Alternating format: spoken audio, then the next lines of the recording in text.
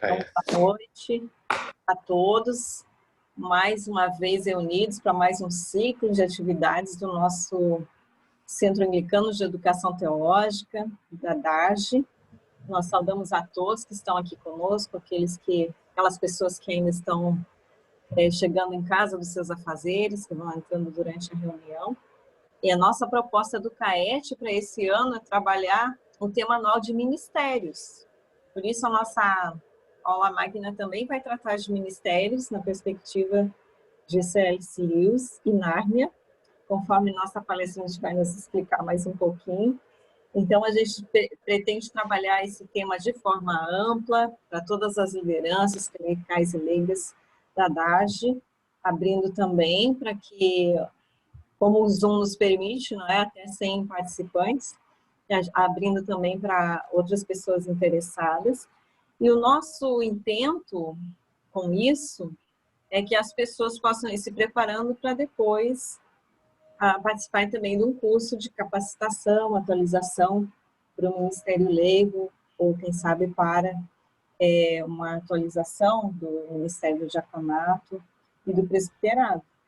Nós temos outras atividades do CAET, com outras comissões diocesanas, e com o Polo 2, Educação Teológica, que vamos depois divulgar para todos. Mas essa seria a nossa intenção, de começarmos com essa aula e termos, na terceira terça do mês, sempre uma palestra, com outras pessoas que serão divulgadas também, com este tema amplo dos ministérios, abordando diversos assuntos. E na primeira terça de cada mês, pretendemos também proporcionar encontros de formação e de celebração, encontros litúrgicos, junto com a comissão de liturgia. Então, já fiquem de sobreaviso, que pelo menos nesse semestre, a primeira terça e a terceira terça, estaremos reunidos como diocese. Nosso bispo está aqui, apesar de aparecer só a camisa. Eu quero dar uma boa noite também para vocês, e vou fazer, depois que ele falar, a coleta pelas vocações. Quem tiver o livro, quiser acompanhar, se não pode só fechar os olhos, acompanhar, coleta pelas vocações, a página 502, a segunda coleta. Nosso bispo. Boa noite, gente. É uma alegria muito grande nós estarmos reunidos, retomando as atividades do CAET neste ano, com as possibilidades que a gente tem de aprofundar as questões de ministério e dos ministérios em todas as dimensões, né? A riqueza dessas dimensões que a gente tem e vai descobrir, né, à medida que for caminhando, partilhando e crescendo juntos. É muito importante. O CAET é esse espaço na vida diocesana e na vida da igreja, né, mais amplamente, onde a gente pode partilhar, pode crescer juntos, podemos nos escutar mutuamente, sem julgamentos, né, na perspectiva e na esperança de que todos nós cresçamos no conhecimento e no amor de Deus. Essa é a nossa expectativa. Então, que seja uma noite muito abençoada, a primeira dessas noites, né, que a Gabriele nos brinde com seu conhecimento, que é muito vasto, e muito especialmente nessa área, né, do C.S. Lewis, esse autor tão interessante, tão importante da nossa Igreja Anglicana. Sejam todas as pessoas bem-vindas com a gente nessa noite, dos mais diferentes lugares, né, uns mais de perto, outros mais de longe, mas estamos todos em comunhão nessa hora. Oremos. Deus triuno, três pessoas em comunidade, inspira-nos a sermos comunidades trinitárias, vivendo sob o paradigma da santa união de todas as pessoas, emanadas por diversas vocações e ministérios, para a construção do reino dos céus. Objetivo final de vida nova que tens para a humanidade. Rogamos-te, ó Santo Deus, por Jesus Cristo, que vive e reina contigo na unidade do Espírito Santo. Amém. Amém. Amém. Bom, eu poderia passar os próximos 45 minutos falando do currículo da Gabriele Greg, mas eu não vou fazer isso, vou deixar que ela resuma para nós o que ela quiser nos contar, de como ela em estudado e se tornado assim, especialista no assunto do C.S. Lewis. Então, Gabriele, vou pedir que você se apresente. Ela é da nossa equipe aqui do CAET e tem muito a contribuir para a nossa diocese, para o Polo 2 e para a Igreja Anglicana. Ok. Então, a história de como eu comecei a estudar o Lewis também daria 45 minutos, então eu não vou contar essa história agora, mas eu sou formada em pedagogia, em teologia, fiz o mestrado e doutorado em História e Filosofia da Educação, tudo na USP, e fiz o pós-doutorado. O doutorado eu fiz sobre C.S. Lewis e sobre as Crônicas de Nárnia. E também fiz um doutorado em estudos da tradução, porque eu sou tradutora desde muitos anos e já traduzi obras também, inclusive do C.S. Lewis. Então, isso é a apresentação básica, ok? Então, vamos começar? O que eu pretendo fazer com vocês hoje é apresentar o autor. Quem já conhece, eu peço desculpas de estar me repetindo, mas é bom falarmos um pouco da biografia dele. Depois eu vou falar sobre o cristianismo puro e simples e com algumas intertextualidades com o Crônicas de Nárnia.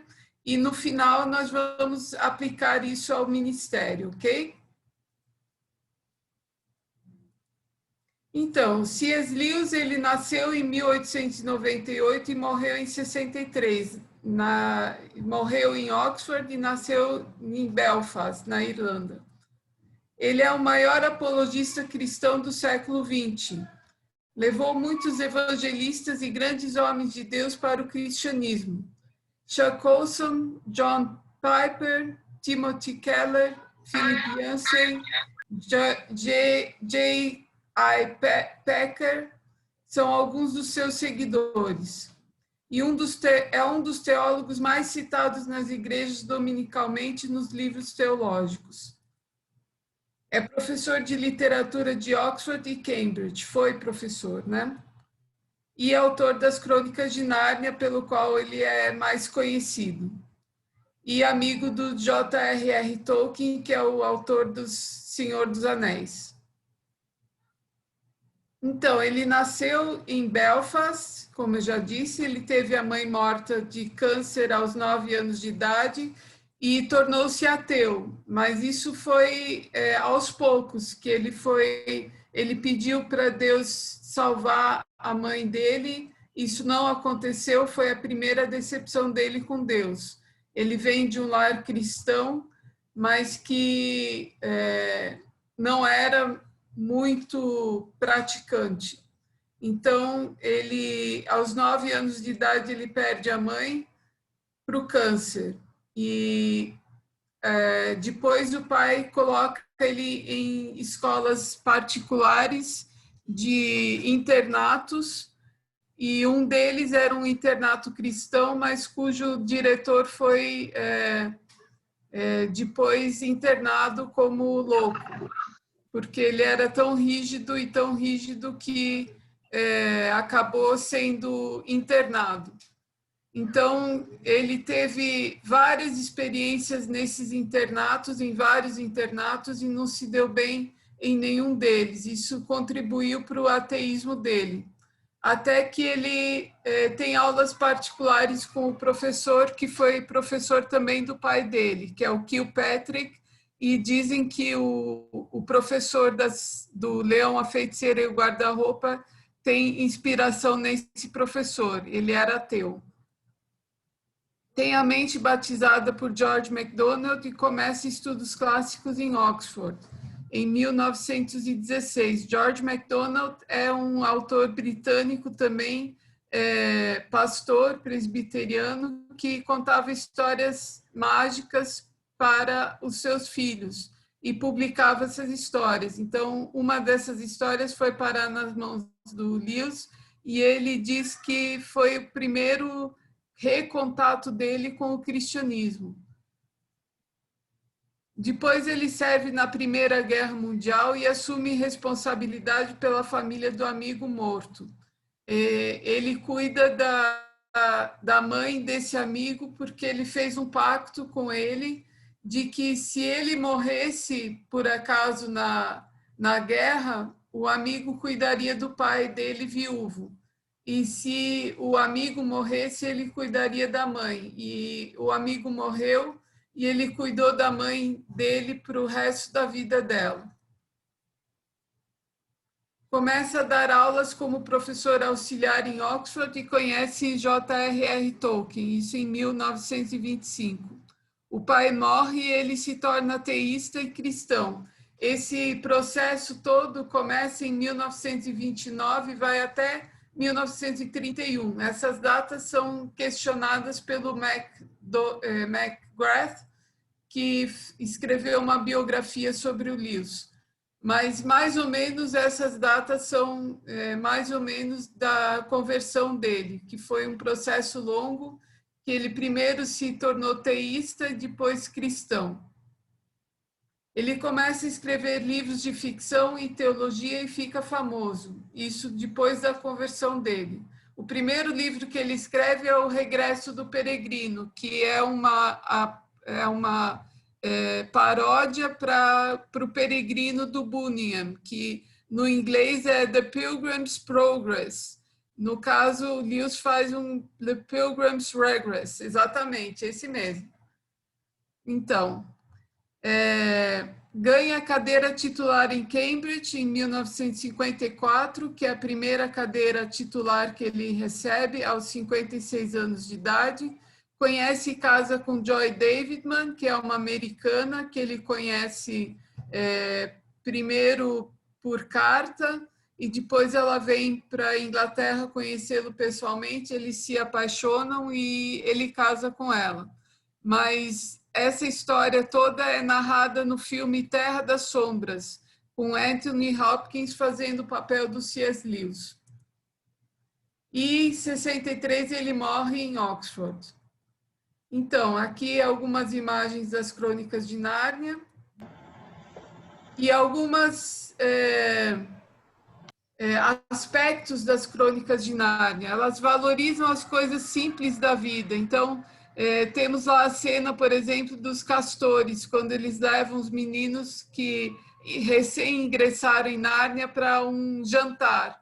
Então, é tudo muito simples e muito rústico. Revelam a realidade concreta, apontam para a realidade além dessa realidade, o que realmente importa, a verdadeira realidade. Descrevem o mal e o bem, a lógica da magia do tempo e a lógica da magia para além do tempo. Então, tem um capítulo nas Crônicas de Nárnia, no Leão, a Feiticeira, o Guarda-Roupa, que é a magia profunda de antes do tempo, e que mostra a lógica da feiticeira quando ela lançou o feitiço em Nárnia. E a magia ainda mais profunda de antes da Aura dos Tempos é a magia do Aslan, que consegue quebrar, então, a lógica do mal, que dizia que um traidor estaria nas mãos da feiticeira, como foi Edmundo, o traidor. Fomentam questões existenciais. Existe a verdade, existe o universal? Usam a razão como órgão da verdade e a imaginação como órgão do sentido. Então, as duas coisas têm que andar juntas, e o Lewis conseguia fazer isso de uma forma primordial, de associar a razão à imaginação. Apelam para a busca Sehnsucht, joy, do sentido maior, a busca por um sentido na vida. Então, algumas outras outras obras do autor: Cristianismo Puro e Simples, Milagres, Abolição do Homem, Os Quatro Amores, Cartas de um Diabo ao Seu Aprendiz, Anatomia de uma Dor, O Problema do Sofrimento, Cartas de uma Senhora Americana, O Grande Abismo, O Regresso do Peregrino, Longe do Planeta Silencioso, Perelandra e uma Força Estranha, e biografias: O Mais Relutante dos Convertidos, do David Downing, A Vida de C.S. Lewis, do Ateísmo às Terras de Nárnia, do McDowell, Surpreendido pela Alegria, que é a autobiografia dele, Manual Prático de Nárnia, que é do Duries, e você vai ter uma bibliografia completa na minha obra, A Pedagogia na obra de C.S. Lewis. E publiquei recentemente também o Outro Nome de Aslan, junto com um amigo meu. E os Inklings também com outro amigo meu. Então, alguns princípios básicos da visão luisiana. Fundar-se na própria biografia, nas histórias imaginativas como ponte para histórias reais e conhecimento de si e do outro. Então, a história de vida de cada um tem um papel fundamental nas histórias imaginativas que ele cria. Então, a biografia dele se entrelaça com as histórias imaginativas dele. Buscar articulações de sentido para ampliar a compreensão da realidade. Literatura é o melhor e maior e mais completo articulador. A imaginação é o melhor encaixe. O mito, a poesia e o conto maravilhoso são articulações não apenas de sentidos reais e verdadeiros, mas também de sentidos transcendentes. Então, ele valoriza muito esse tipo de literatura que apele para a imaginação, porque ela articula os sentidos reais e verdadeiros com sentidos transcendentes, ou seja, o que é aqui agora com o que vai além do aqui agora, além do tempo. Deixar-se humildemente caçar pelo leão, que é bom, mas não é domesticado.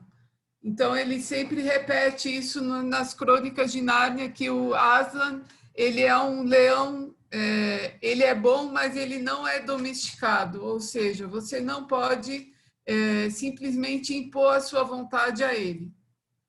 A bondade é o que é, por assim dizer, a maldade não passa de bondade corrompida. Essa é uma frase de Cristianismo Puro e Simples.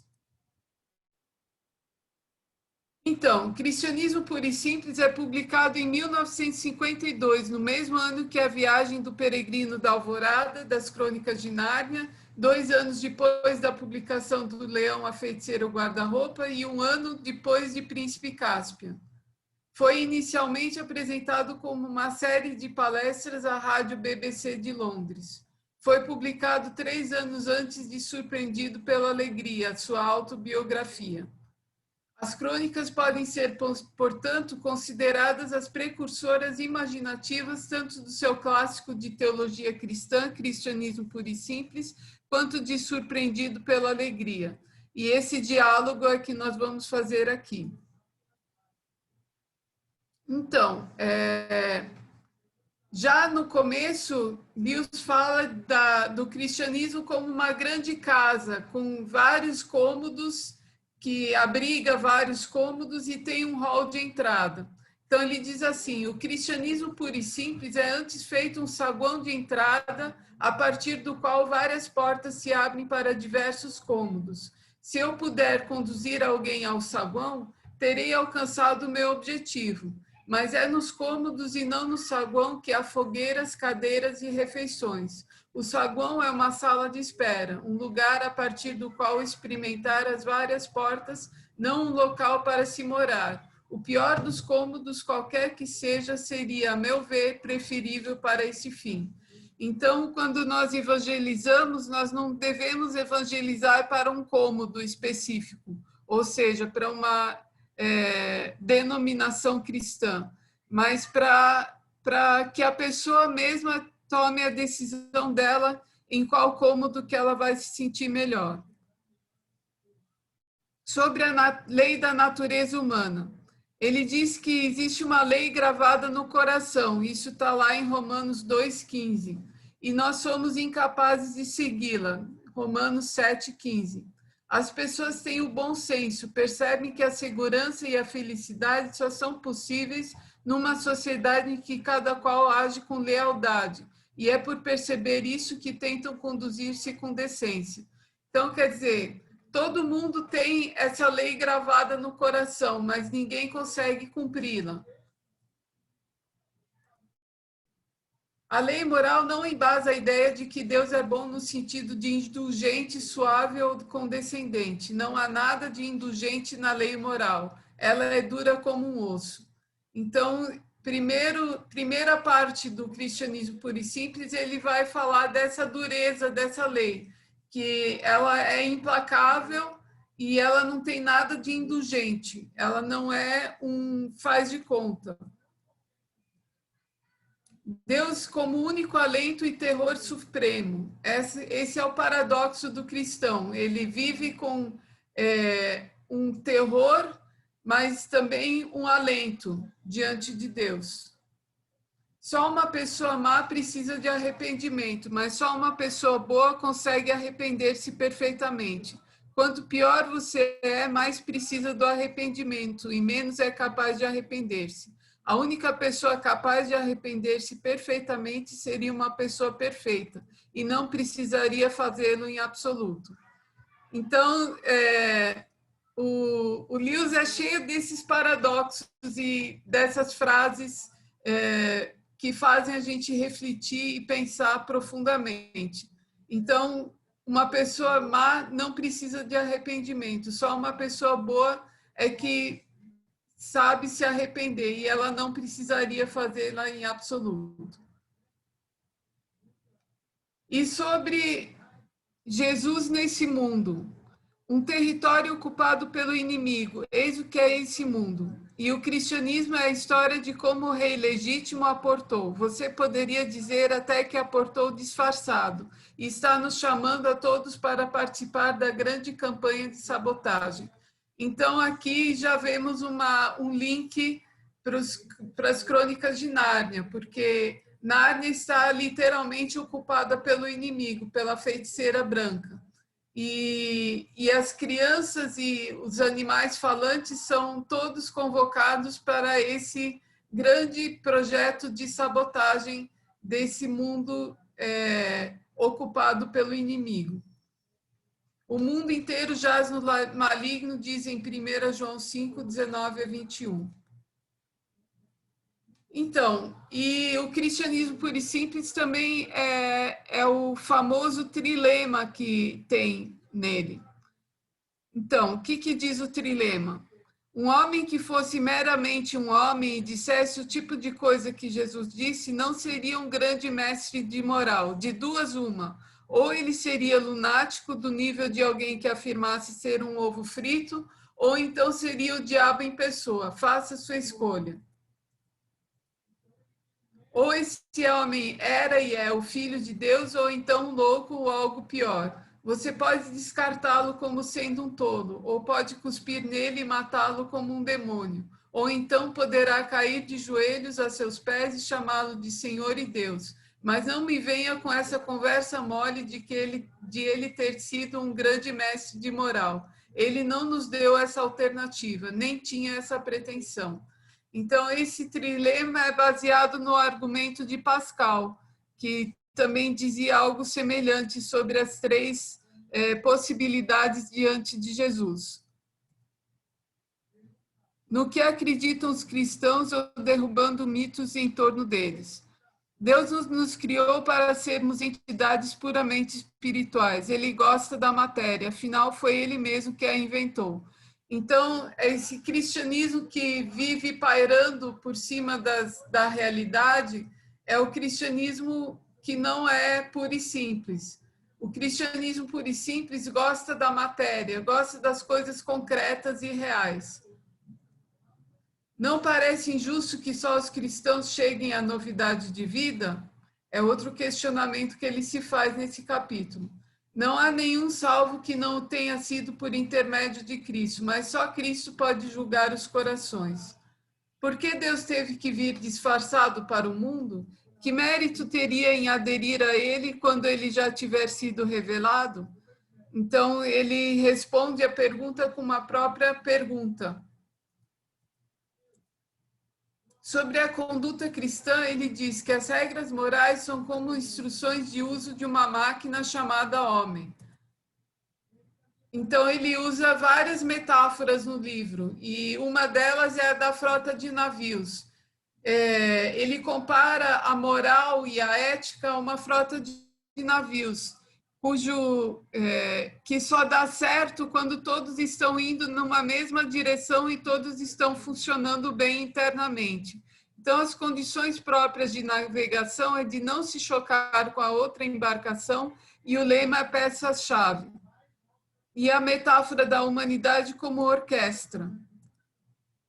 A moral, então, parece englobar 3 fatores. O primeiro é a conduta leal e a harmonia entre os indivíduos. O segundo pode ser chamado de organização ou harmonização das coisas dentro de cada indivíduo.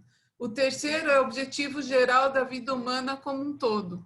Qual a razão de ser do homem, qual o destino da frota de navios, qual a música que o maestro quer que a banda toque.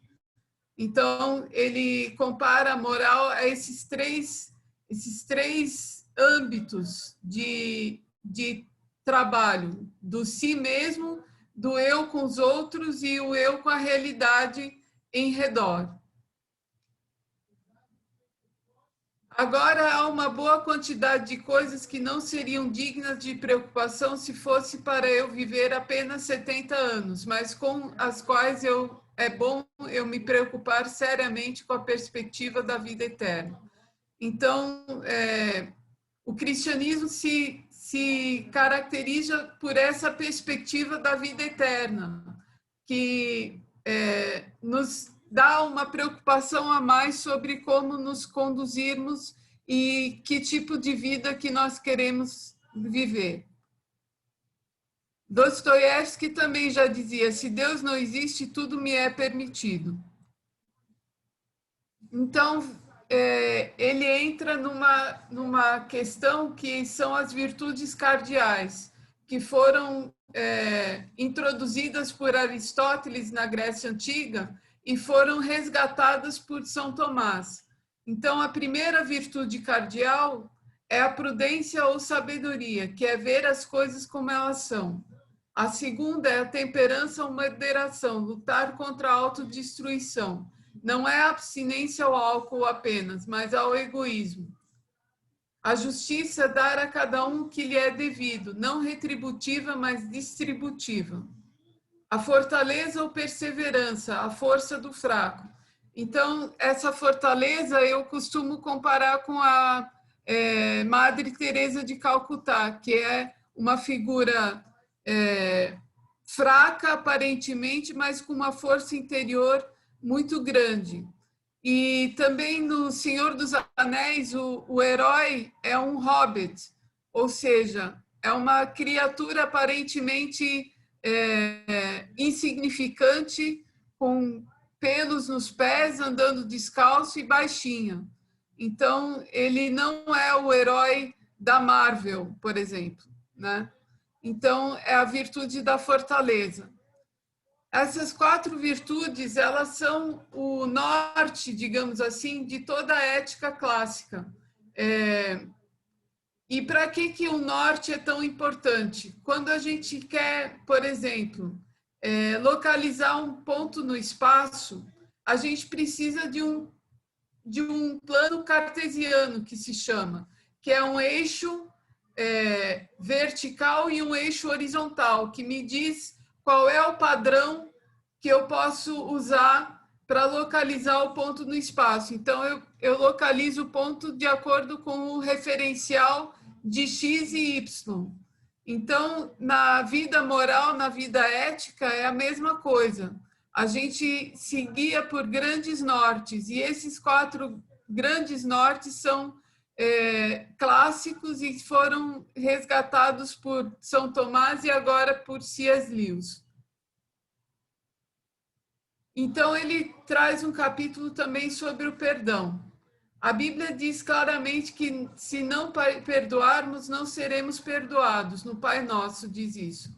Tarefa muito difícil, que deve ser galgada por etapas, da mais simples à mais complexa, como aprender a matemática.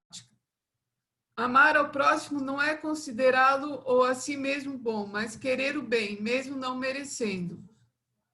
Devemos amar até quem não é amável, mas Deus não sossega enquanto não nos torna amáveis. Deve-se odiar o pecado e querer sua punição, mas amar o pecador. E aí ele vai falar do pecado capital, que é o orgulho ou a presunção, o cerne da moral cristã e motivo pelo qual Satanás e o homem caíram. É competitivo, o orgulho é competitivo, a pessoa quer ser mais do que outra.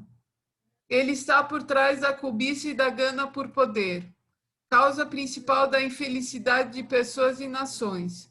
Está por trás também da religiosidade hipócrita. A verdadeira prova de que estamos na presença de Deus é que nos esquecemos completamente de nós mesmos, ou então nos vemos como objetos pequenos e sujos. O melhor é esquecer-nos de nós mesmos. Essa é uma das frases que eu mais gosto no cristianismo puro e simples, porque a gente vive tão preocupado consigo mesmo e tão ensimesmado que a gente esquece que o princípio do cristianismo é esquecer-se de si mesmo. E a gente vive numa sociedade que é bem o contrário, que é valorizado, que você fique se autovalorizando o tempo todo. Isso não significa que você se autodeprecie, mas que você não fique concentrado o tempo todo em si mesmo. Nas Crônicas de Nárnia, nós vemos o pecado capital no Edmundo, quando ele anda da Casa dos Castores até o Castelo da Feiticeira. Ele fica se automotivando para vencer o frio, porque ele esquece o casaco na Casa dos Castores, então ele fica se automotivando, lembrando das promessas que a feiticeira fez para ele se ele trouxesse os meninos, os irmãos dele, para junto dela.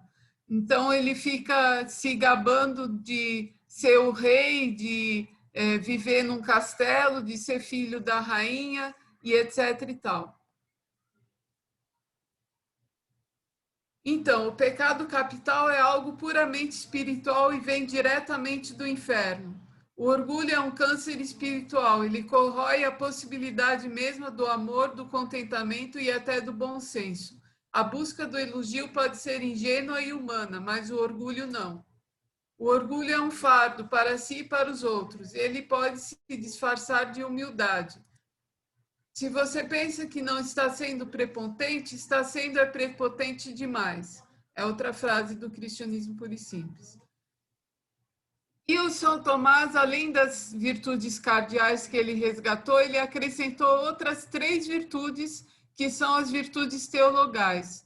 O amor ou caridade, que não é dar esmola nem uma emoção, é o estado da vontade e não do sentimento.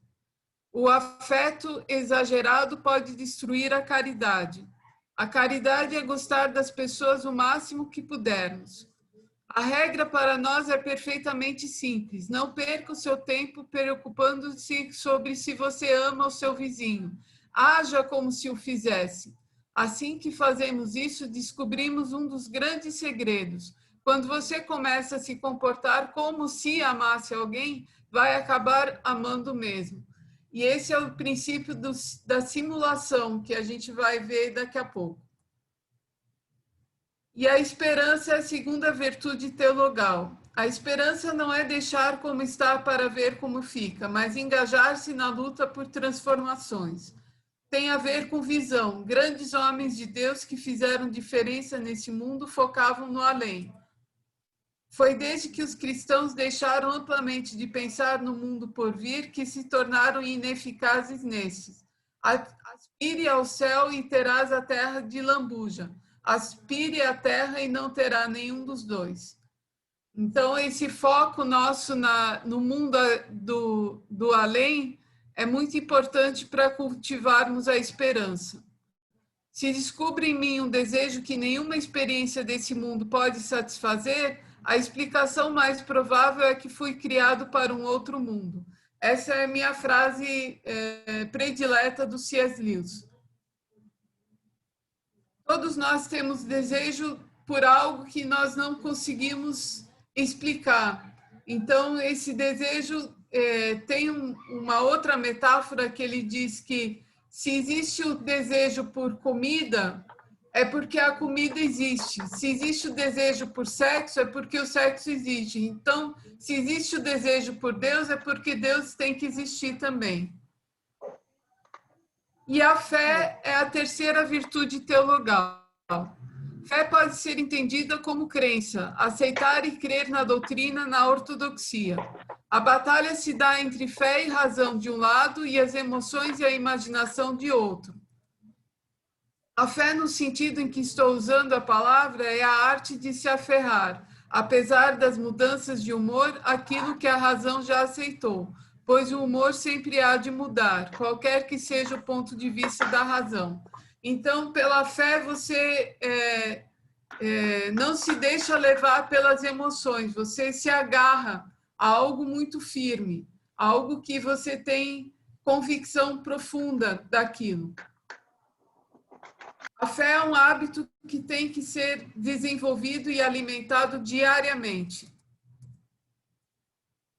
A fé não é barganha com Deus. Tudo o que podemos lhe oferecer nos foi dado por Ele mesmo. É assim que se passa ao seu segundo nível, é assim que se passa ao segundo nível do sentido da fé. Se lhe agrada colocar as coisas sob essa perspectiva, Cristo nos oferece algo por nada. Na verdade, oferece tudo por nada. Num sentido, toda a vida cristã se baseia em aceitar essa oferta extraordinária. A dificuldade está em chegar ao ponto de reconhecer que tudo o que fazemos e podemos fazer se resume a nada. Então, como eu disse antes, o bom contágio é um dos princípios mais importantes do cristianismo puro e simples. A boa infecção. Deus é amor implica em três pessoas. Deus, aquele a quem ele ama e a interação que há entre os dois. No cristianismo, Deus não seja um ser estático, nem mesmo uma pessoa estática, mas uma atividade dinâmica, pulsante, uma vida quase uma espécie de drama. Como você sabe, tanto as coisas boas quanto as ruins são contraídas por uma espécie de contágio. O propósito da encarnação é tornar-nos Cristos. Então, o contágio é essa imitação que nós fazemos do bom comportamento e do exemplo de Cristo. Paulo mesmo dizia que era para nós sermos imitadores dele, como ele era imitador de Cristo.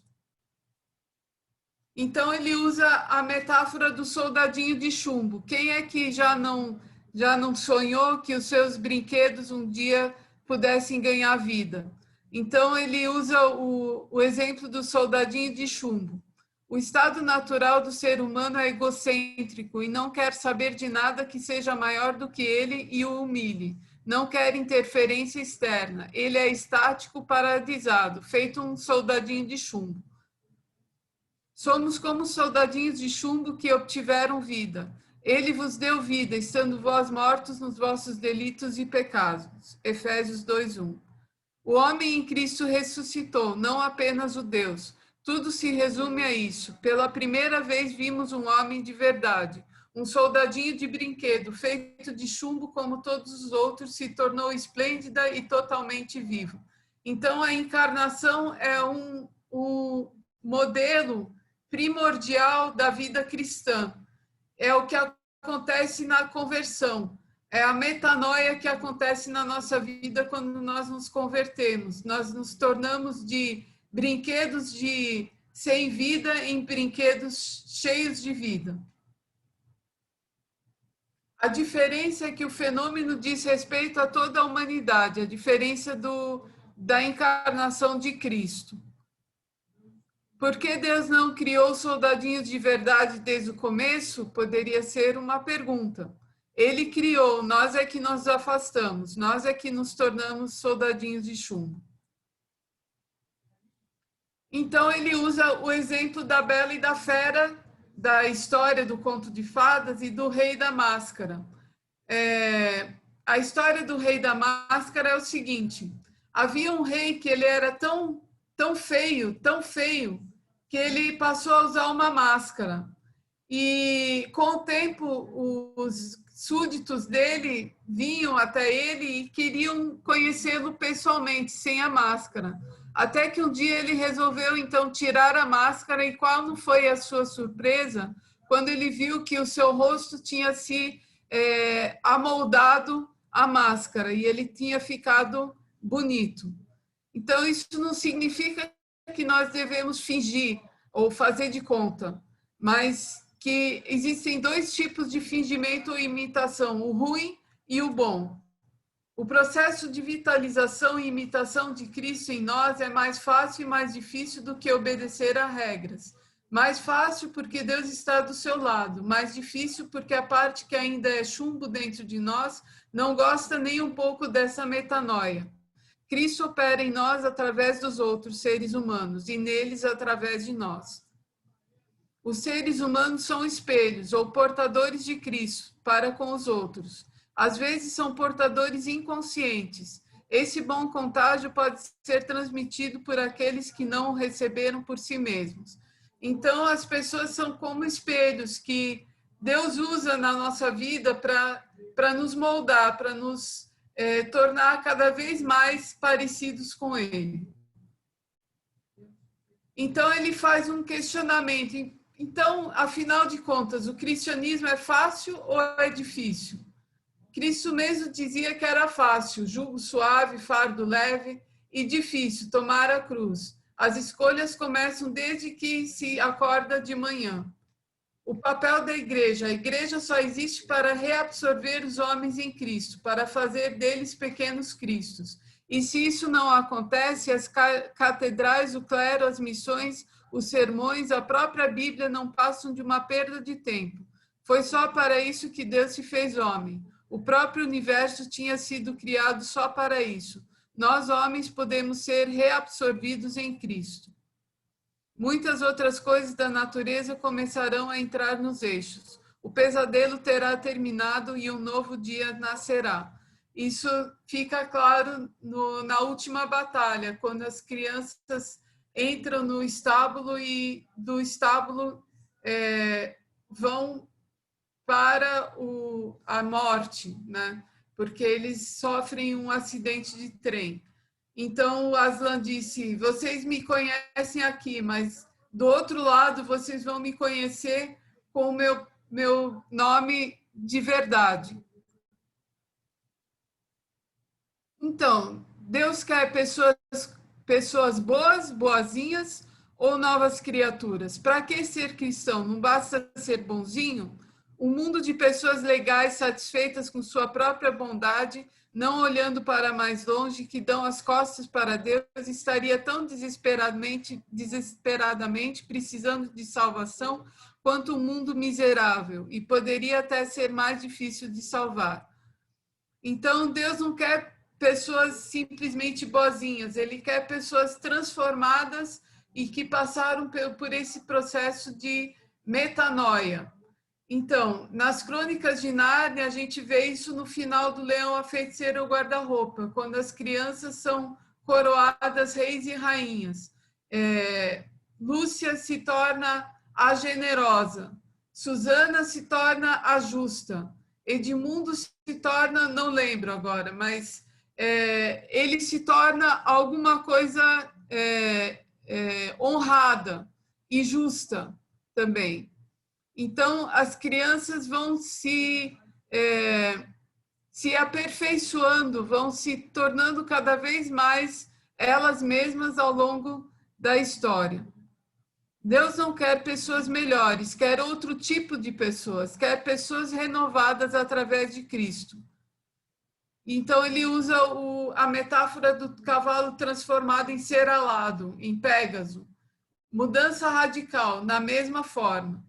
Então, o cavalo, o Pégaso não deixa de ser um cavalo, mas ele é um cavalo alado.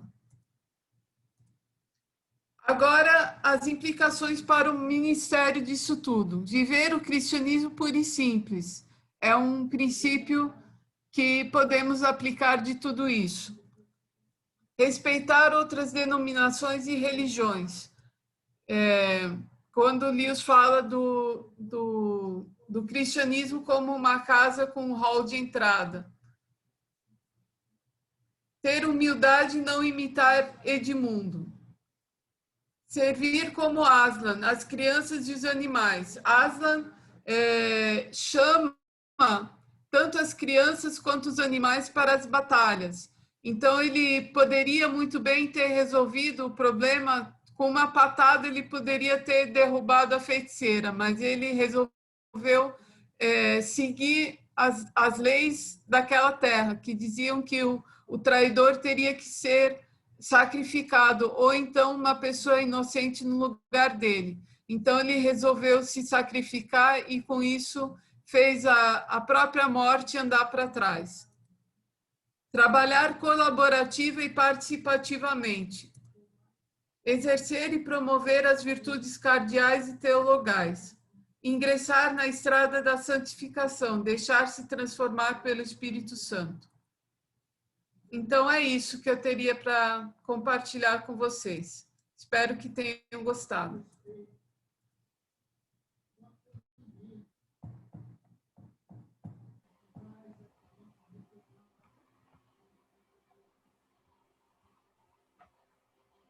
Muito bem, foi dentro do nosso tempo previsto. A Gabi é sucinta e rápida, umas ideias, é afiada. Isso nos dá tempo agora para conversarmos, para vocês fazerem perguntas ou ponderações, se apresentem, quem for falar, e aí ela pode interagir também com a gente. O Paulo Ed já colocou aqui no chat, deixa eu colocar os adjetivos, né, de cada um: Pedro, magnífico; Susana, gentil; Edmundo, justo; e Lúcia, destemida. Para quem... Lúcia, destemida, isso mesmo. Obrigada, isso mesmo.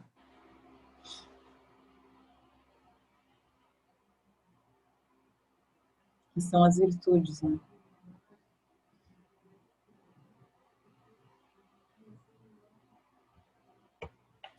Gabriele, só para provocar um pouco, eu gosto muito também do C.S. Lewis, e tem um dos meus livros preferidos, embora as Crônicas de Nárnia eu tenha lido só depois até de ter saído do seminário, mas um dos livros que eu li no tempo do seminário foi as Crônicas de um Diabo Velho para o seu Diabo Aprendiz, né? The Screwtape Letters, né? E sempre me chamou muito a atenção esse jeito meio diferente do C.S. Lewis apresentar a fé cristã, né? É uma apologia quase que, não vou dizer que torta, porque parece que ele não está defendendo, mas de um jeito pouco convencional, né? Não sei se tu tem tempo para contar assim rapidamente para a gente o que é a história, porque quem não sabe, não conhece essa história, né? Cartas de um Diabo Velho para o seu Aprendiz, o que significa? O que ele tentou fazer com essa história? Inclusive foi um dos que eu traduzi para Thomas Nelson, Cartas de um Diabo ao seu Aprendiz. Foi traduzido como Cartas de um Diabo ao seu Aprendiz. Então, nesse livro, um diabo mor, digamos assim, um tio de um sobrinho, ele ensina o seu sobrinho a como levar o paciente humano, que ele chama de paciente, para o mau caminho. E o paciente se converte no meio da história. Então, se você não presta atenção no que você está lendo, você parece que está lendo alguma coisa diabólica mesmo, porque ele manda o sobrinho dele tentar ao máximo o seu paciente. Então, por exemplo, ele está na biblioteca lendo um livro. E o livro começa a ingressar em áreas perigosas para o inimigo. O inimigo é Deus, inimigo com I maiúsculo. Isso mesmo. Então, ele começa o livro que ele está lendo começa a distraí-lo para o inimigo, ou seja, para Deus. Então, ele comenta até, você não deve deixá-lo ler muito, porque ler muito é um perigo para nós, os diabos. Então, naquele instante, ele lembra, olha, é melhor você pensar isso com a barriga cheia, porque está perto da hora do almoço, e melhor você almoçar primeiro antes de entrar nessas questões. Então, ele vai, almoça e esquece depois da questão toda, e ele consegue evitar o pior. Ou então, a mãe do paciente, ele ora pela mãe, mas ele tenta fazer com que o paciente ore mais pelo estado emocional e psicológico da mãe do que pelas doenças dela. Então, ele faz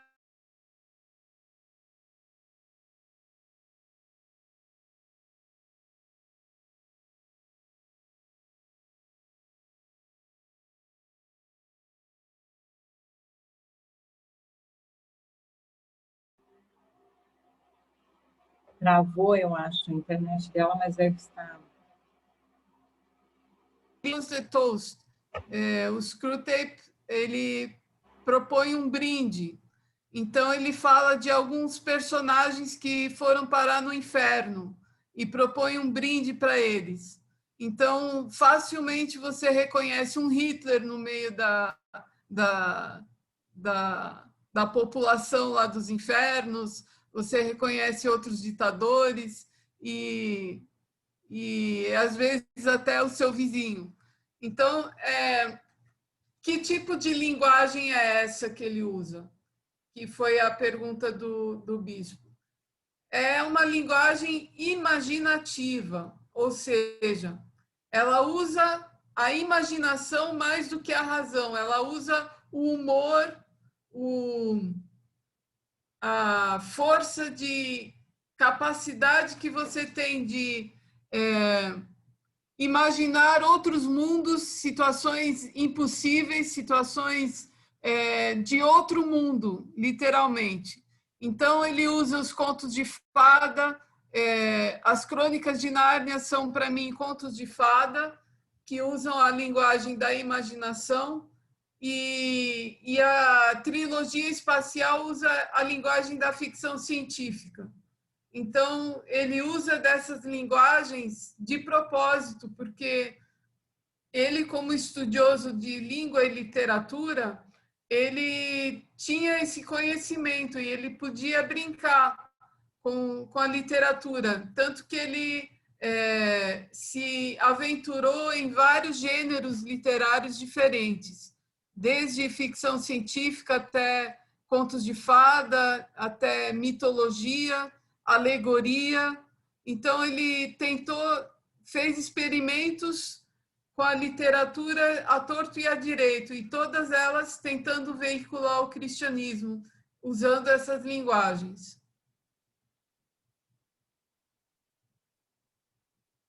Não sei se eu respondi.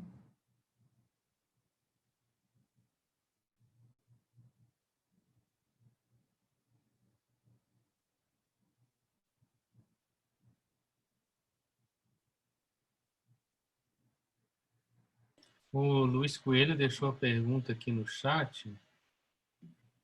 Posso ler aqui, Namar? Pode ler.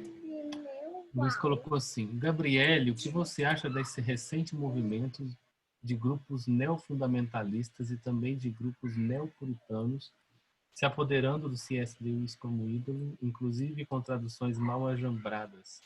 esse tipo de pensamento não contradiz a teologia generosa e ecumênica de Lewis? Com toda certeza. O Luiz, inclusive, se ele tem mais informações sobre isso, me interessa muito. Mas, com certeza, olha, Lewis tem sido usado como bandeira até de católicos, que defendem por A mais B, querem provar por A mais B que se Lewis tivesse vivido mais algum tempo, ele teria se convertido ao catolicismo. E há os que acham que ele é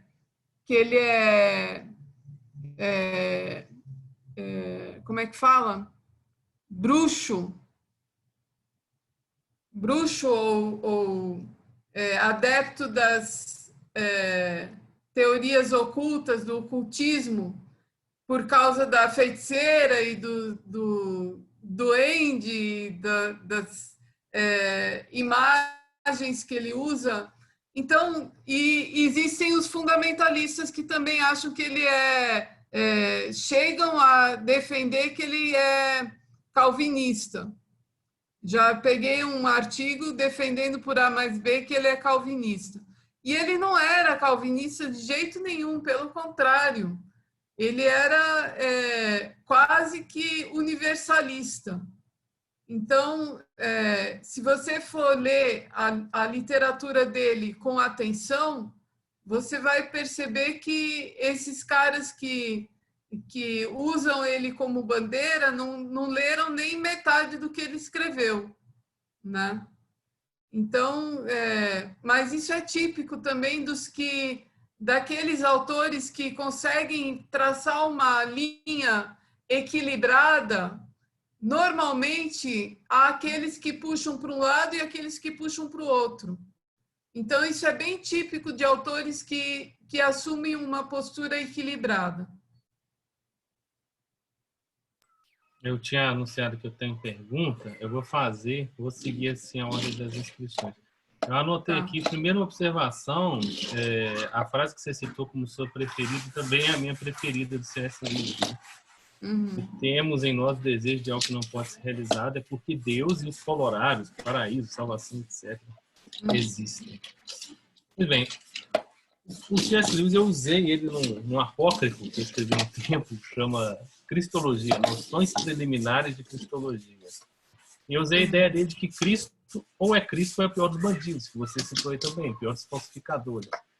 Mas ele tem uma justificativa para Jesus ser o Cristo, que é: sabemos que Jesus é bom porque assim foi descoberto na relação com seus seguidores, discípulos ou posteriores. Portanto, esse Jesus que é descoberto como bom deve ser o Cristo. Essa parece ser assim, a aposta do Lewis. A bondade de Jesus aponta, que é construída na relação com ele, dele, e entre eles aponta para Jesus como Cristo. Ele fala muito desse Deus pulsante, né? Esse Deus pulsante aponta de novo para a ideia de relação. E ele fala de uma fé que ultrapassa a relação da necessidade produtiva. Ou seja, você não tem que produzir mais salvação, mas uma atitude de aposta, né? A fé como uma aposta na própria relação com Deus. Parece um pouco a aposta pascaliana, né? A aposta do Blaise Pascal. O Lewis, então, aponta, parece, para a relação como o motor da mudança. Aí a relação com Deus que causa a metanoia. Se é assim, qual é o limite da teologia da graça, propriamente gratuita, do Lewis? No sentido de, se a pessoa não se arrepende, não produz o arrependimento, porque tem aquela condição da pessoa poder se arrepender, que ela tem que ser boa. Se ela não produz o arrependimento, ou seja, se ela não se assume na relação e como em relação com Deus, ele tem alguma forma de compensação na teologia dele, que equivaleria a um tipo de influxo de graça que completa o que a pessoa não realiza, ou existe um espaço para condenação para aqueles que não se arrependem? Eu sabia que a pergunta não podia ser simples. Não, ela é simplíssima. Eu quero saber como ele resolve esse problema que ele mesmo cria. A questão toda é se ele é universalista, né? A discussão toda é do Emmet, daquele ermitão que seguia, ou aquele soldado que seguia Tash, que é na última batalha, e que Aslan diz, não, você estava me adorando, e não estava adorando Tash, na verdade. Você estava adorando a mim, e não sabia. Então, ele dá brechas desse tipo para a gente, né? Agora, se ele resolve, eu acho que ele não resolve. Ele não resolve, porque ele permite a Deus dá a Deus o privilégio da dúvida,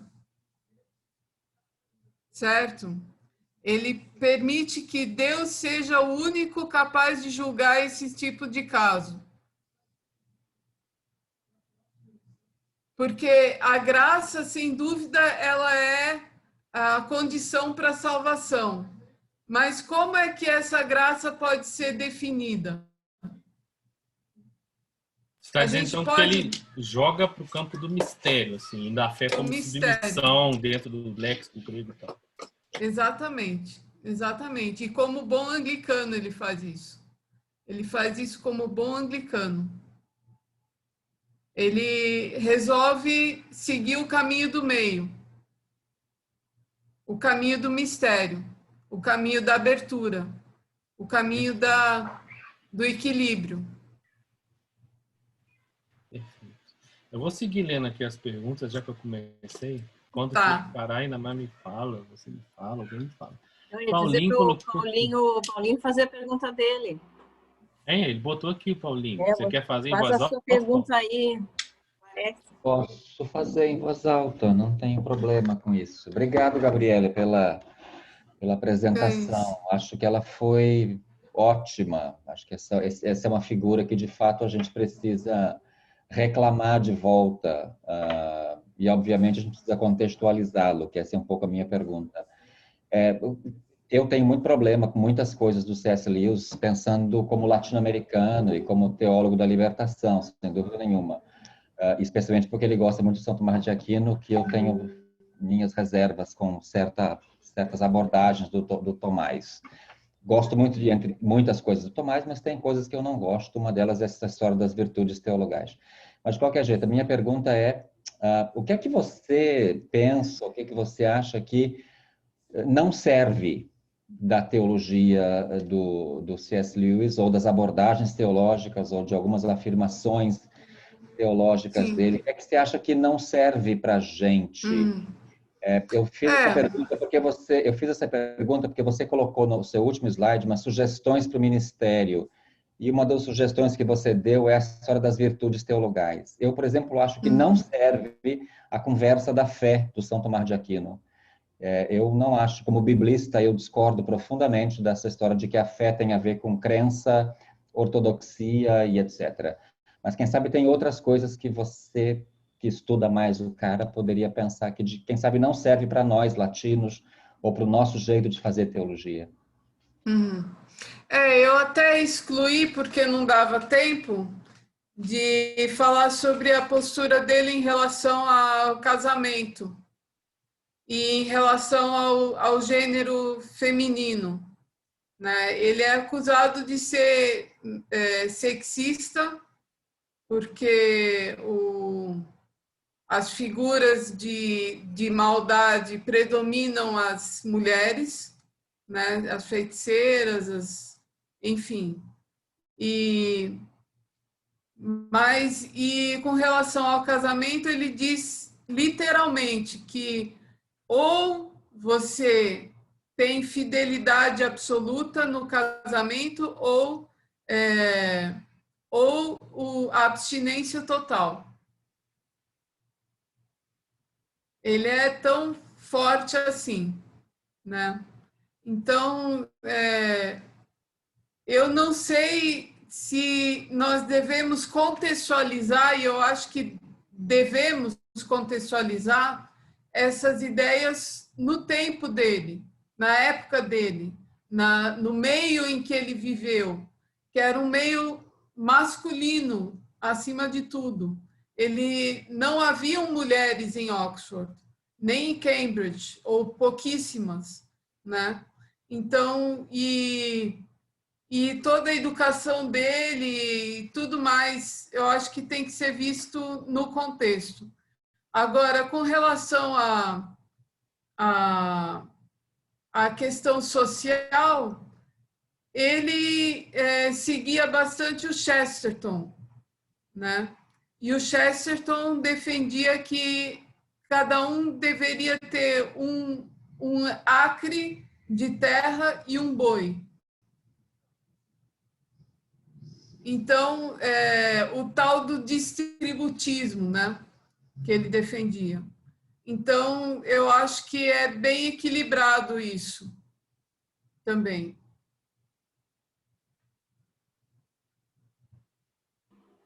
Obrigado. Seguindo essa mesma onda, Kalachandra, Cláudia, você pode ler para nós a tua pergunta?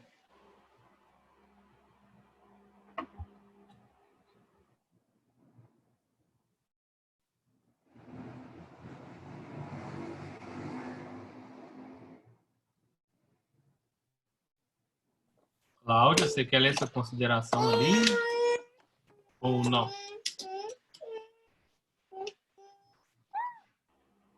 Clica no microfone para abrir, Cláudia. Não consegue. Bom, eu vou ler então, porque por conta da gravação, para ficar gravada as considerações.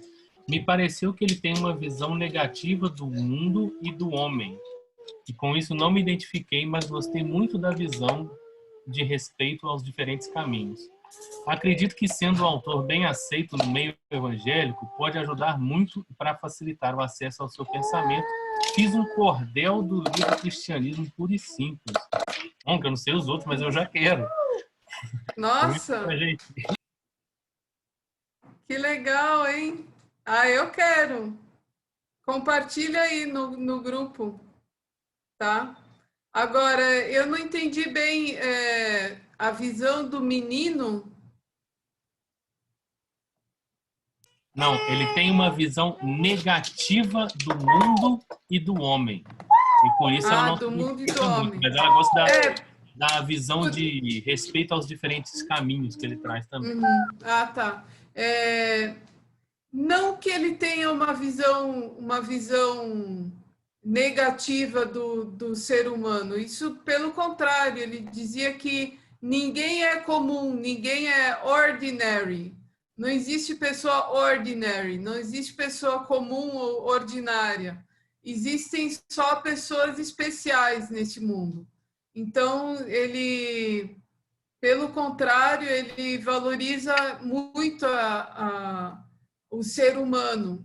Agora, ele não é humanista, né? Ele vê o ser humano como um ser decaído, que é pecaminoso, né? Então, ele é bem realista nesse ponto, mas não que ele desvalorize o ser humano, a realidade, não, nada disso, não. Nesse sentido, você diria que ele é parceiro, ou ele concorda, ele é meio paulino nesse sentido, porque a teologia paulina tradicional também é um pouco negativa, né? Nós somos pecadoras por natureza, e nós só somos bons. Essa é a oração do Veni Sancti Spiritu, né? Nós somos pecadoras por natureza, e nós só podemos ser bons porque Deus existe e a graça de Deus pode acontecer. Ele tem esse paradoxo, assim, ele acha que nós somos ruins por natureza, mas, ao mesmo tempo, nós somos agraciadas com a graça de Deus de graça. Então, a gente pode se tornar Não é bem assim. Não é bem assim. Foi boa pergunta, porque para complementar a ideia do bem e do mal, como é que ele vê a relação entre o bem e o mal? Eu tentei compensar isso com aquela frase logo no início, que o mal é a corrupção do bem. Então, se existe uma natureza humana, a natureza humana é, antes de tudo, criada por Deus. Antes de qualquer coisa, antes de qualquer queda, de qualquer pecado, ela é criada por Deus. Então, portanto, ela é boa, a natureza humana. Só que ela é perdida, ela é separada de Deus, né? Então, ele vê essa relação como uma relação de tempo, de causa e consequência, né? Então, o estado natural do ser humano, da natureza humana, é bom, mas existe a queda, que separou o ser humano de Deus. Então, isso é outro fato, mas que veio posteriormente. Então, daí que tem a ideia da lei da natureza, da aura dos tempos e a magia mais profunda de antes da aura dos tempos, que é a magia de Deus, que é a magia mais profunda de antes da aura dos tempos. Não sei se eu respondi.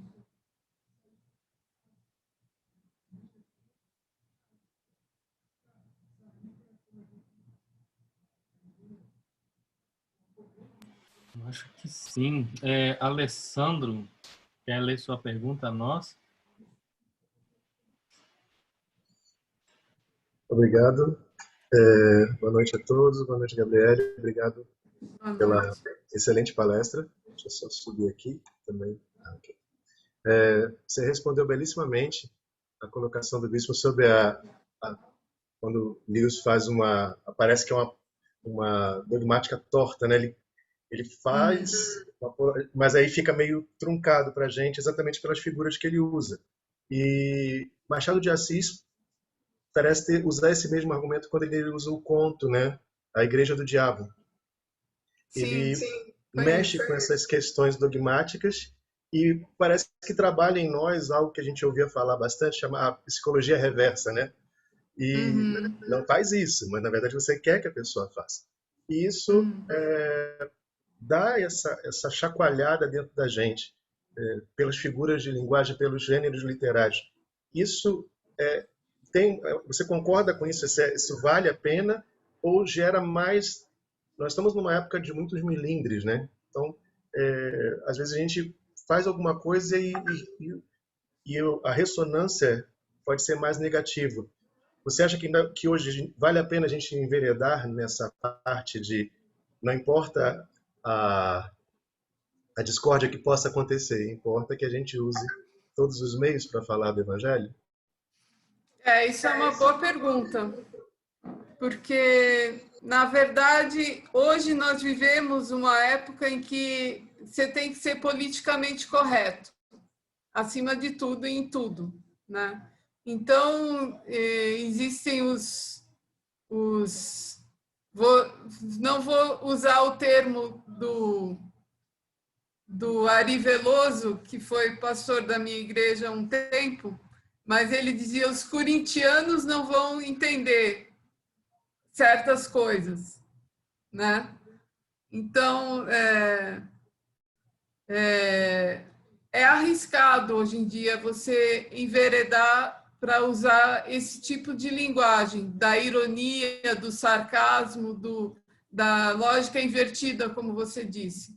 É arriscado porque as pessoas não sabem mais ler, elas não sabem interpretar. Então, para bom entendedor, meia palavra basta, mas para mal entendedor, né? Então, eu mesma não saberia te responder isso. Eu acho que vale a pena o risco, sim, pela arte. Pela arte vale a pena. Eu acho. Belíssimo, obrigado. Nada.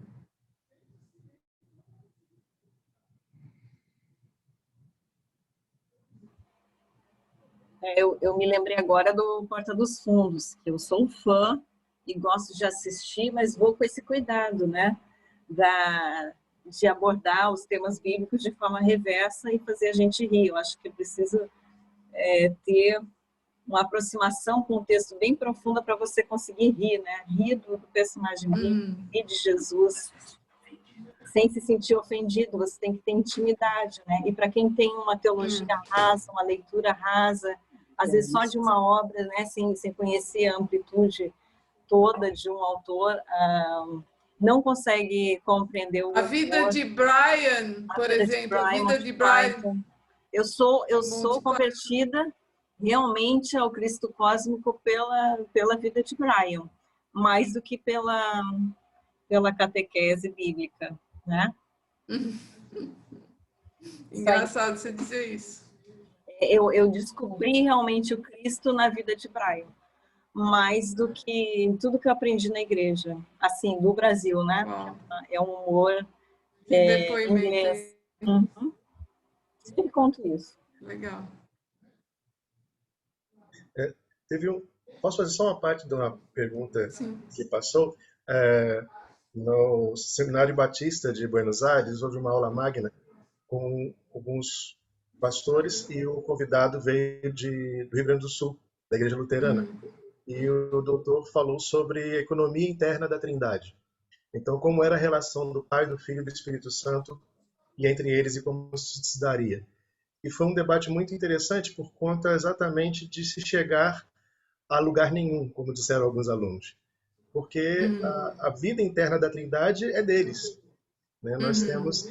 E eu gostei muito dessa palestra quando as pistas, né?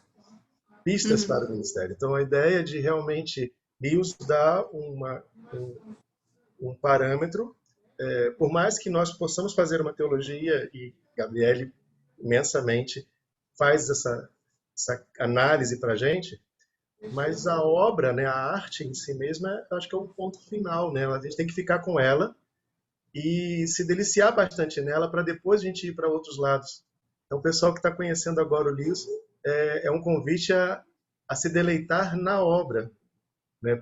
Primeiro, para depois a gente fazer a parte da dissecação, porque a obra é muito profunda, assim como acabou de ser colocado aqui o que a arte faz, né?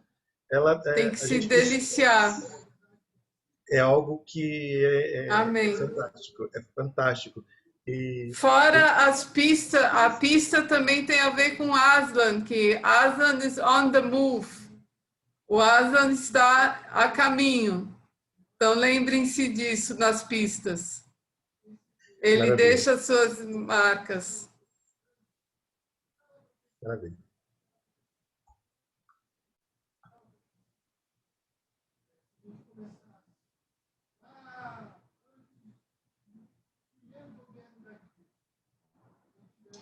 Bom, não tem mais nenhuma pergunta ou consideração aqui no chat. Eu vou passar a reverenda Inamara aí fazer o andamento da reunião, nessa divisão informal que a gente fez aqui.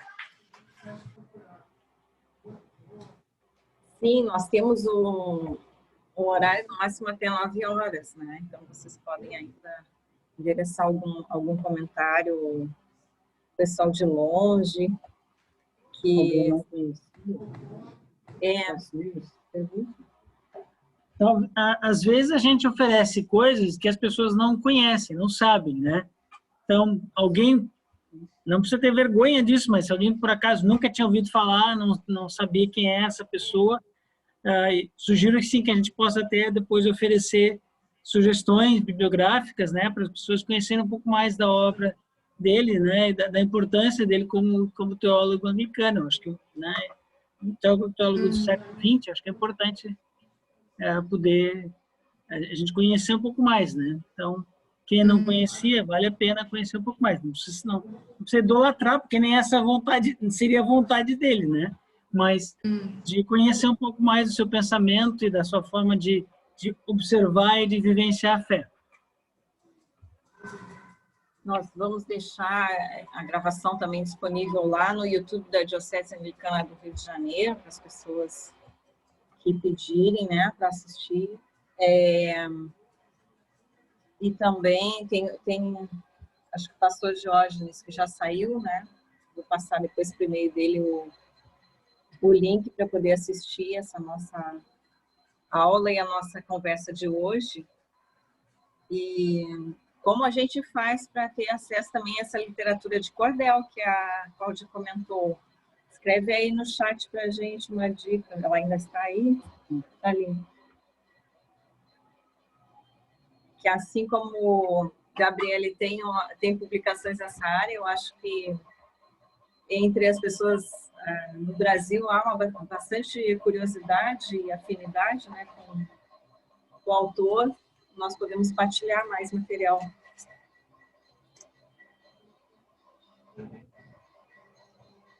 Só para brincar com vocês, nós temos aqui o livro autografado pela autora, da tradutora do livro, viu?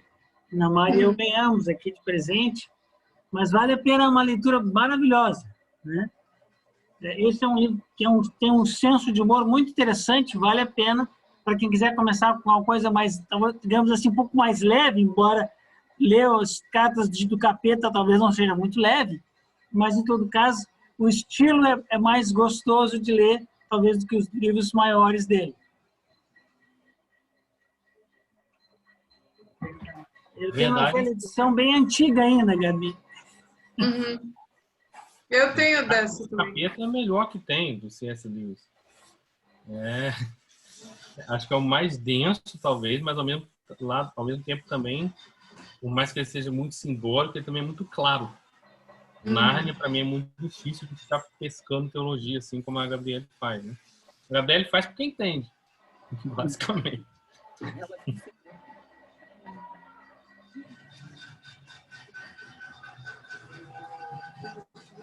As panelas estão batendo forte aqui. Aqui a panelaço já começou. Aqui também. Aqui em São Paulo também, tem bastante panela batendo. Aqui em Brasília também. Beleza. Aqui em Niterói também. Aqui em Juiz de Fora, adivinha, um silêncio profundo. Dá um silêncio profundo aí. Que pesado. Faz parte. É da vida. Ô, jogo.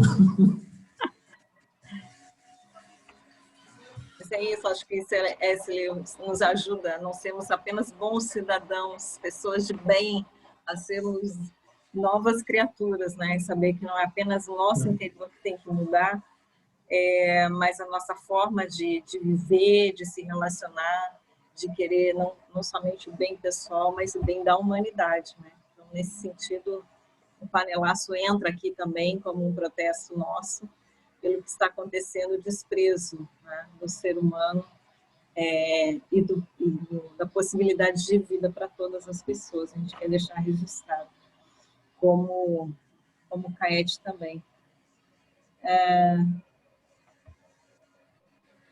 Nós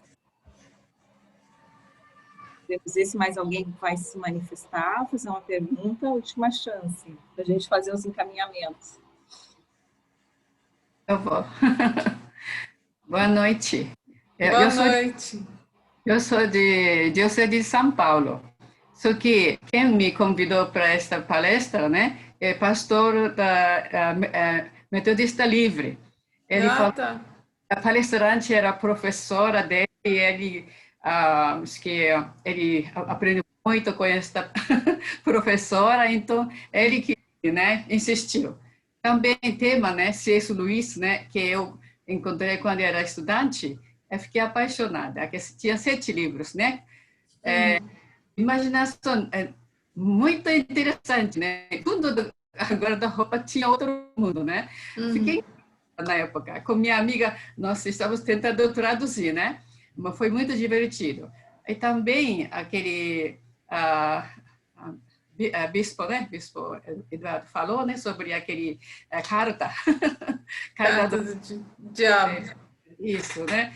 Nossa, que ponto de vista, né? Que a gente está pensando nesse lado, mas o outro lado também está, né? Uma vez eu, com crianças da igreja, sobre pescador de homens, né?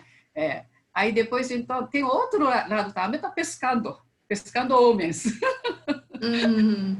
Então, esse do C.S. Lewis é muito bom, né? Para trabalhar com as crianças.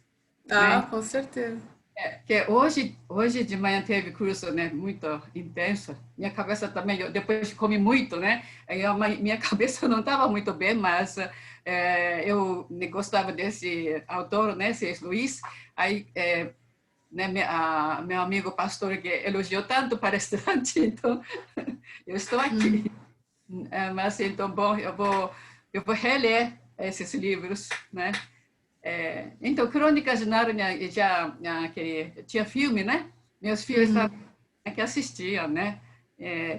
Mas então é muito bom, é interessante, né? Voltando do tempo do estudante. Que bom. Muito obrigada. Que é isso. Obrigada a você.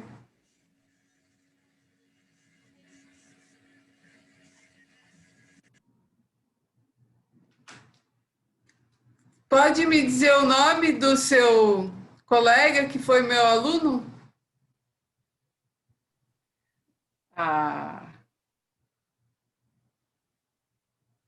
Não dá para ouvir.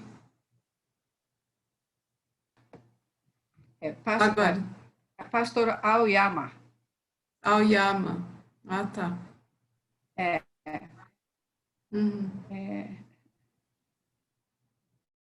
Manda um abraço para ele.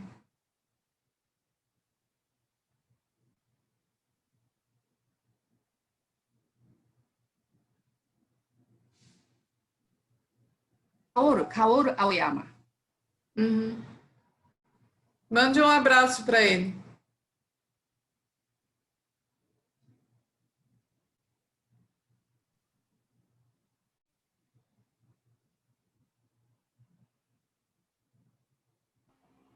Então, Gabi, como nós a chamamos, Gabi, para os íntimos. Gabi. Gabi. Nós, hoje, trabalhamos esse tema de Nárnia e C.S. Lewis, né? Pistas para o Ministério. Procuramos abrir esse leque dos ministérios, das várias formas de nos aproximarmos do ministério na igreja, o ministério cristão, não só o ministério ordenado, contando com a sua experiência no dia de hoje. A gente agradece muito pelo seu estudo, as suas publicações.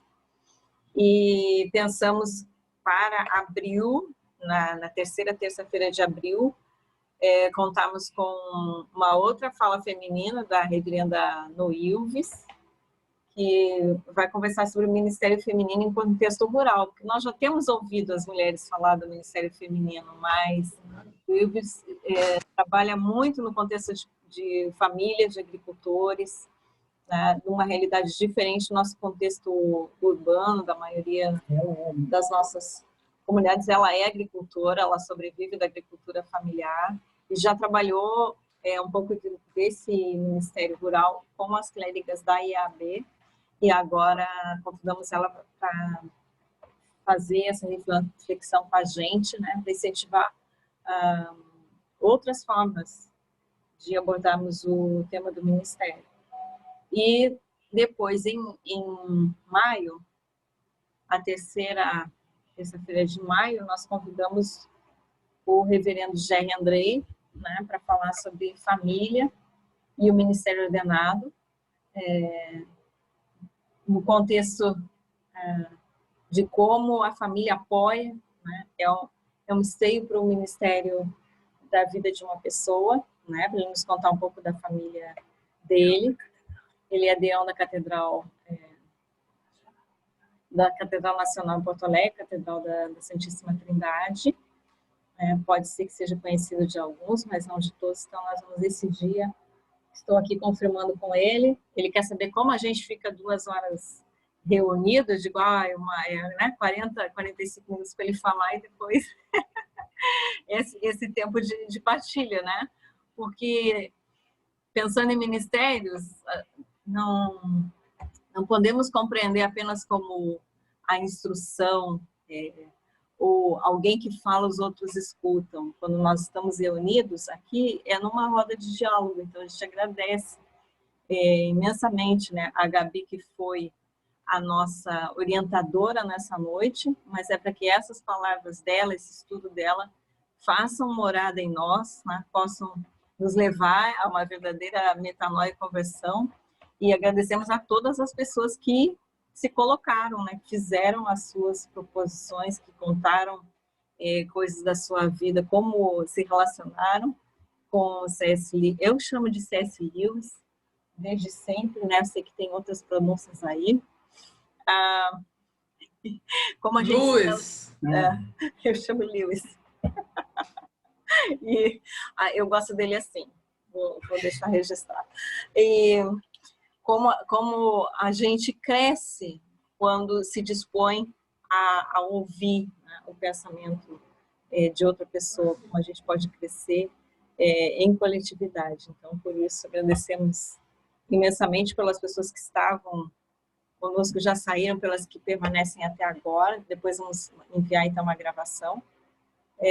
Eu queria só desculpar o meu marido, Daniel, que só entrou agora, que ele estava numa outra reunião. A gente sabe que todo mundo está atarefado, mas nós destacamos essas noites, então, de terças-feiras para estarmos juntos e conseguimos nos reunir, também com a área 2, o Bispo César hoje está aí, o Bispo César Alves participando conosco. Quando temos atividades das outras dioceses, a gente também divulga, e também teremos aulas e atividades que serão do Polo 2, que a gente vai passar para vocês. Vocês podem se inscrever, algumas precisam de inscrição, outras são de participação livre, e assim a gente vai crescendo. Beijo, Gabi. Agora aprendi. Gabi. Boa noite para todos, né? Que Deus acompanhe a cada um nos seus afazeres. Até nos encontrar novamente. Amém. Tchau, gente. Amém. Tchau, tchau. Tchau.